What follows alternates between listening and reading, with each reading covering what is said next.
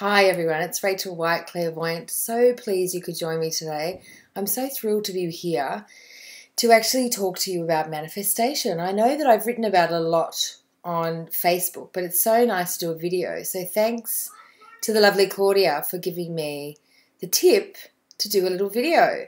And it's really, really exciting because 2014, the first day of 2014 is actually a new moon, which is divine timing, and it's also a supermoon, so it's even better. And then the 30th of January is also a supermoon and a new moon. So 2 new moons in 1 month make January a really good time to manifest.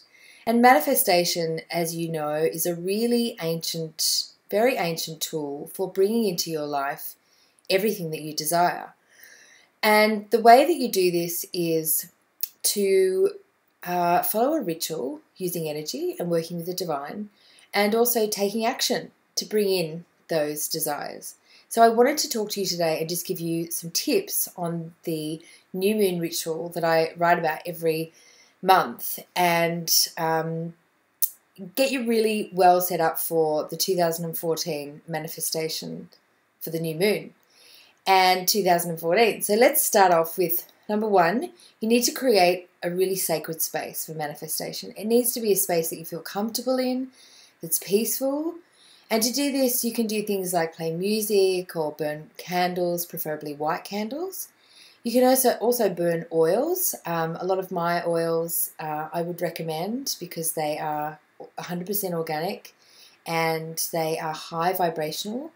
And when I mean high vibrational, I mean that when you burn essential oils, they change the whole vibration of the space, because essential oils have the highest vibration of anything in nature. So they positively raise the vibration of your space and also your aura, because it interacts with your aura. And it also, because it's so high and high vibrational, and the angels are so high, and the divine is so high vibrating, that it enables the energies to connect. So it's beautiful. So you really need to create a really beautiful space. Gentle music, peaceful candles, saging is also really good. Just making it a really beautiful space for manifesting. The second thing is to be really positive about manifesting. You want to embrace manifestation from a place of positivity rather than negativity. And by that I mean we don't beg, we don't go, please send me my soulmate. We do it from a place of, yes, 2014 is the year that I'm going to meet my soulmate, or 2014 is the year that I get the job that I absolutely love, rather than please send me the job that I love. It's much better to come from a place of knowing and belief that it's absolutely going to happen. So it's really important to be positive.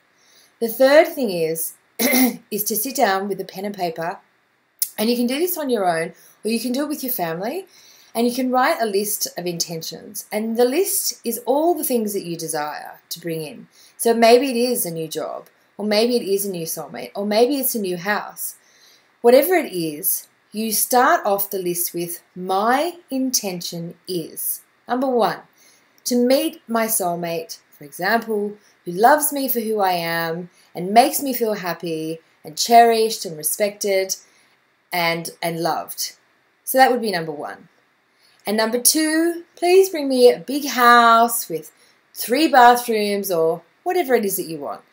So you write out your list of intentions of all the things that you desire. And then the fourth thing to do is that for each of your intentions, you need to visualize. So what I usually do is I write out the intention. So maybe it's, bring me in a new job. And then I sit back and I close my eyes and I create a mini movie where I visualize in my mind. I visualize myself walking to the job.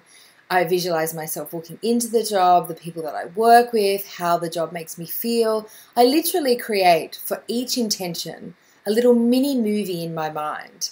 It's like this happy place that I go to for each intention, so that I'm manifesting with my written word and then manifesting with my visual.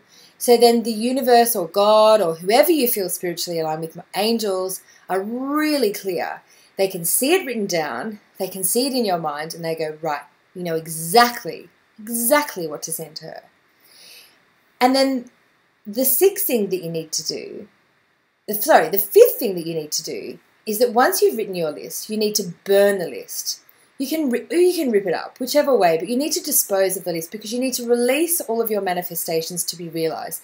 If you hold on to them, then they're held on to and they can't be realized. So you need to, by burning them, you release them into the universe, you release them to the divine and say, this is what I send to you for manifesting. Now, the sixth thing when you manifest is to look for the signs, because you've asked for the angels or the universe or God, whoever, to send you these things. You've intended it. You've been very clear. So then you have to look for the signs. And you can also ask for signs as well. Give me a sign. What do I need to do? So be conscious of the fact that things are going to happen and that there's no coincidences. So there's no coincidences that your friend calls you up and says, hey, why don't you come to this party? I know that there's going to be this really nice person there that I'd like you to meet. Don't sit on the lounge and eat chocolate. Get up and go to the party, because that's where your soulmate will be. You might get into the car and you might hear something on the radio, like a new job, or something may come up. But the universe and God and the angels communicate with you in such a way that you might see repetitive numbers, you might hear things, patterns, music. You might walk into a doctor's surgery, sit down, open a magazine, and the magazine article is all about one of your intentions or what you've been asking for. So once you start to manifest in the physical world, things start to show up which allow you to step into what you've realized. And so you have to be very brave. So you have to look for the signs, because the universe is communicating with you, and sometimes it can be very, very quick. And the last thing to do is to believe, and to believe, and to believe, and to believe again. And I say that because it's so hard sometimes that people find it so hard to believe that they honestly deserve everything that they dream of. It's easy for us to be disgruntled or waylaid, or maybe the intention that we wrote down was to get a particular job, and maybe that particular job didn't show up. But you shouldn't be disgruntled, because it just means that maybe you didn't get that job because the universe is sending you a better job.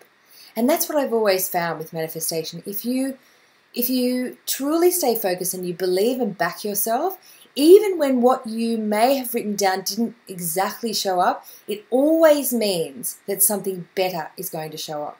But the one thing that will make your manifestations be realized is that you have, without a shadow of a doubt, the absolute unwavering belief that you deserve and that your manifestations are coming to you, and because they've already been realized. Your higher self, your soul, has already realized these things. They're already there. It's just up to you now to honestly believe with all your heart and soul that you deserve it and that it can happen. And that is how you do your 2014 manifestation ritual. Enjoy. And I can't wait to hear about all of your dreams coming true. Thank you so much.